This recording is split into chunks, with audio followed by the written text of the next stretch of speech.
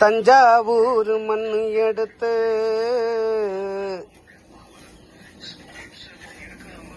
தமிழின் பாரம்பரியமிக்க மண்பாண்டங்களால் ஆன பொருட்களை வைத்து சமைக்கப்படும் உணவு.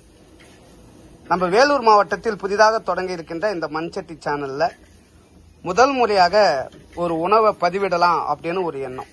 என்ன பதிவிடலாம் அப்படின்னும் போது சரி யோசிச்சோம். எல்லாருக்குமே அசைவம்னா ரொம்ப பிடிக்கும்.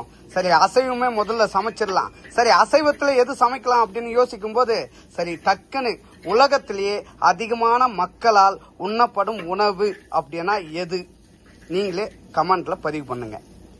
உடலுக்கு தேவையான புரத சத்துக்கள், இரும்பு சத்து, இப்படி எண்ணற்ற சத்துக்களை எல்லாம் வழங்கக்கூடிய கால்சியம் முதற்கொண்டு எண்ணற்ற சத்துக்களை எல்லாம் வழங்கக்கூடிய ஒரு அற்புதமான அசைவு உணவு எது? கமெண்ட்ல பதிவு பண்ணுங்க. அதுக்கு தேவையான பொருட்கள் எல்லாம் வெங்காயம், ரொம்ப இந்த சமையலுக்கு அதிகமான பொருட்கள் எல்லாம் தேவையே இல்லை. எண்ணெயே இல்லைங்க, ஆயிலே இல்லாம சமைக்கக்கூடிய ஒரு அசைவ உணவு எதுன்னு இப்போ ஈஸியா சொல்லிடலாம். ஈஸியா கமெண்ட்ல பதிவு பண்ணுங்க என்ன உணவு அப்படின்ட்டு. அதற்கு தேவையானது ஆனியன், தக்காளி, பச்சை மிளகா, இஞ்சி பூண்டு விழுது, அப்புறம் கொத்தமல்லி, புதினா. கண்டுபிடிச்சிங்களா இது என்ன அசைவ உணவுன்ட்டு? கண்டுபிடிக்காதவங்க கண்டுபிடிங்க. இன்னத்துக்கு எல்லாரும் ஆல்மோஸ்ட் கண்டுபிடிச்சிட்டு இருப்பீங்கன்னு நினைக்கிறேன்.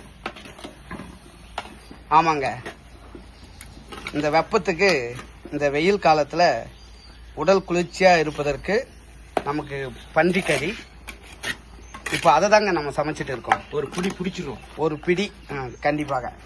என் பங்குக்கு ஏதாவது ஒன்று போடல, ஏதாவது ஒன்று போடல, உப்பு போட்டு 3 வாட்டி போட்டு. உப்பு அதிகமானா என்ன ஆகும் மச்சான்?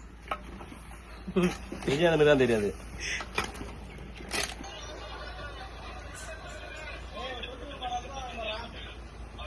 மஞ்சளும் உப்பும் போட்டு கழுவும் போதே மஞ்சள் உப்பு போட்டு கழுவி தனியா எடுத்து வச்சாச்சு.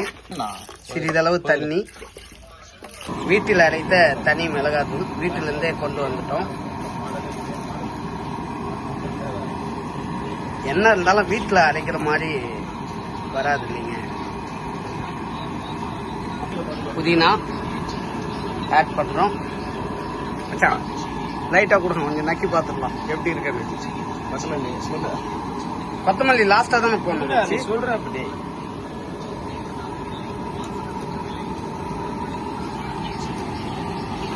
ஆயிலே வித்தவுட் ஆயிலுங்க. நாங்க நக்கீரர் பரம்பரை, அதனால காரமா இருக்கு மச்சான். நல்ல கார சாரமா இருக்கு. என்ன மச்சான் பண்ணிருக்கா?